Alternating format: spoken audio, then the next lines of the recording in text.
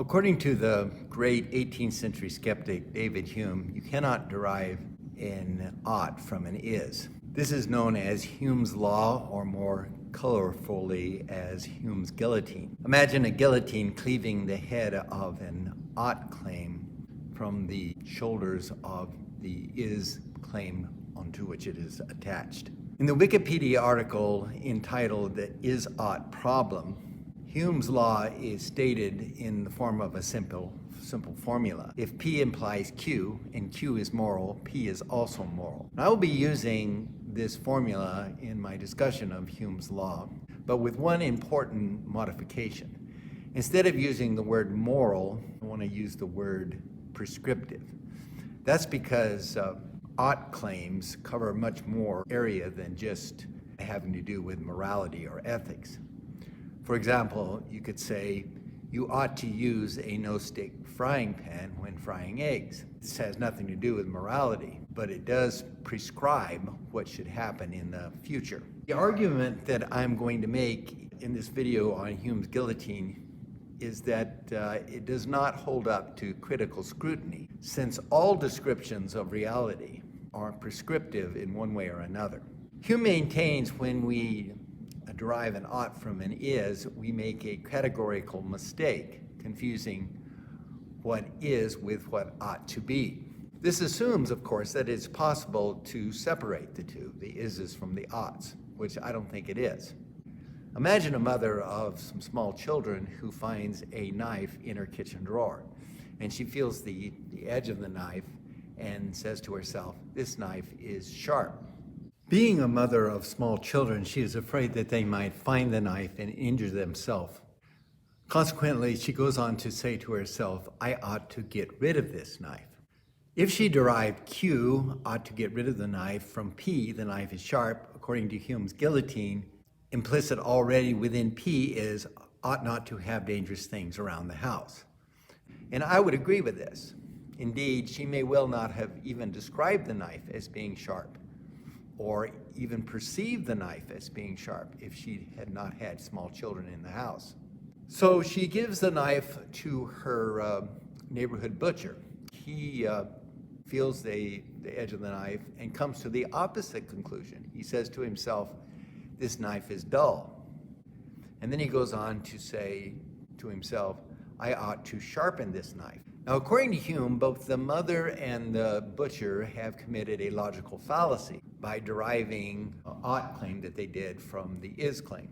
I would disagree with this. It is not a logical fallacy. It is an inevitability, since there is no way to describe the knife any other way than from some finite perspective. But isn't it conceivable that you can describe something from a finite perspective, but do so without any biases or any skin in the game, so to speak? So let's imagine that before sharpening the knife, the butcher gives the knife to his wife, and she feels the edge of the knife and says to her husband, "Honey, this is not dull, but it's not sharp either. It's somewhere in between." Butcher's wife describes the knife from an attitude of sublime indifference, because she doesn't intend to use the knife, as her husband does, nor does she intend to have it even in her house. It is still prescriptive in that it prescribes her intention of not using the knife or having it in her home. Now, if you are skeptical of my assertion that even indifference is prescriptive in its own way, just imagine a father who is indifferent to his children, or a pet owner who is indifferent to her pet.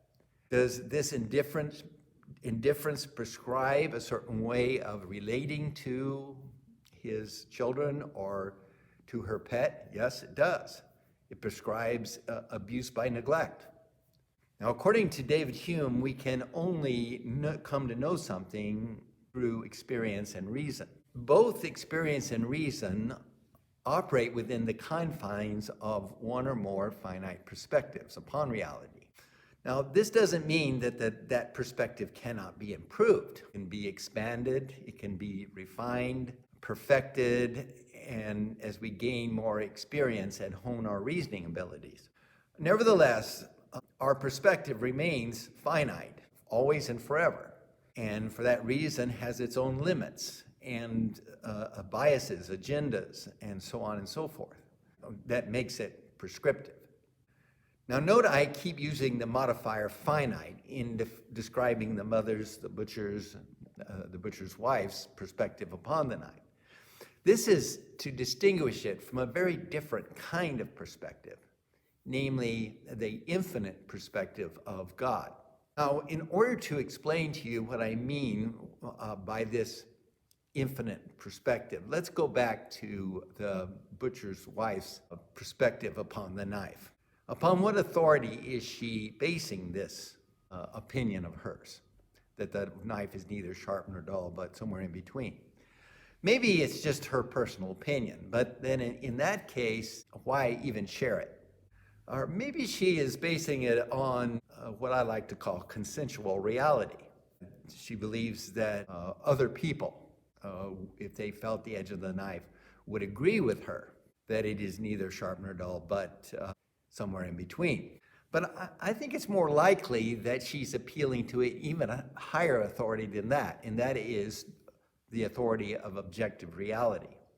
As I pointed out in my video, Who is the Mayor of Realville? Objective reality is something very different from consensual reality. Consensual reality depends upon agreement among a number of subjects and their perspective on a particular thing, that they agree on what is real and what is true. In contrast, objective reality exists independent of all finite perspectives. In other words, a thing is what it is, regardless of one or more finite perspectives upon it. The perspective implied by the concept of objective reality is infinite only in the sense that it is not limited in the way that the finite perspective is, namely in its ability to describe things as they truly are as opposed to how they are perceived by one or more finite subjects. Although the concept of objective reality implies an infinite perspective, it does not necessarily imply the infinite yet personal God of monotheism. Instead, it is better described as an artifact left over from a theistic worldview. The 19th century philosopher Friedrich Nietzsche criticized the secularists of his age for retaining the Christian morality while jettisoning at the basis of Christian morality a belief in an all-good and all-powerful God. Similarly, atheists and agnostics who believe in the existence of objective reality are assuming an infinite perspective without the infinite yet personal subject, namely God, that is attached to it. Instead, this infinite perspective is conceived of as wholly indifferent, not caring one whit whether we live or die, whether we bask in heaven or burn in hell. Now, I have described the butcher's wife's perspective upon the knife in question as being one of indifference. And I went on to say that this indifference does not make it any less prescriptive than that of her husband's or the woman who gave him the knife. The same thing is true in regards to the indifferent perspective implied by the secularized version of the concept of objective reality. It is still prescriptive in implying an indifferent, hands-off attitude towards what is regarded as the deterministic machinations of the universe. This description of reality prescribes an attitude of nihilism and anomie among in the arts and humanities, as well as the general populace. It even informs the nature and currency of specific theories related to the hard science. For example, Stephen Jay Gould's rejection of the idea that evolution progresses toward higher stages of complexity. Also, it informs the concept of the multiverse, where even the life-friendly aspects of the universe are explained away as a result of pure blind chance. The mother and the butcher describe the knife using the binary terms of sharp versus dull. It is difficult to overstate how important binary terms are in the way we describe things. Deconstructionists like Jacques Derrida, have shown how extremely artificial and prescriptive are binary terms such as good versus bad, masculine versus feminine, black versus white. But even when one tries to transcend or bypass these binary terms, as was the case with the butcher's wife's description of the knife as neither sharp nor dull, but somewhere in between, it's still just as prescriptive. It turns out that great skeptic David Hume was not skeptical enough. He just assumed we could describe what exists without implying what should exist, what ought to exist. Even when one adopts an attitude of sublime indifference toward what you were describing, the indifference itself prescribes certain things. Every claim regarding what exists or does not exist is made out of a particular finite perspective upon the universe. And this perspective cannot help but be prescriptive, since it cannot help but possess agendas, blind spots, and other biases.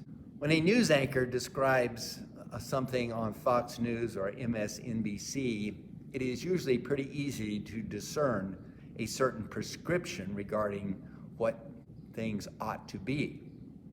Such obviously biased information already comes more or less with its own warning label. What should concern us more are sources of information pretending to be purely descriptive without in the least being prescriptive. I'm referring mostly to the sciences, especially the so-called hard sciences, such as physics or astronomy. When the famous theoretical physicist Stephen Hawking described the human species as just a chemical slime, he was prescribing a particular attitude toward humanity, along with our role in the universe. A simple rule of thumb should be the more purely descriptive an is statement claims to be, the more suspicious we should be concerning the ought statements it implies. And in so doing, free ourselves from the is what it is facticity that the powers that be attempt to impose upon us. Thank you, and may God bless.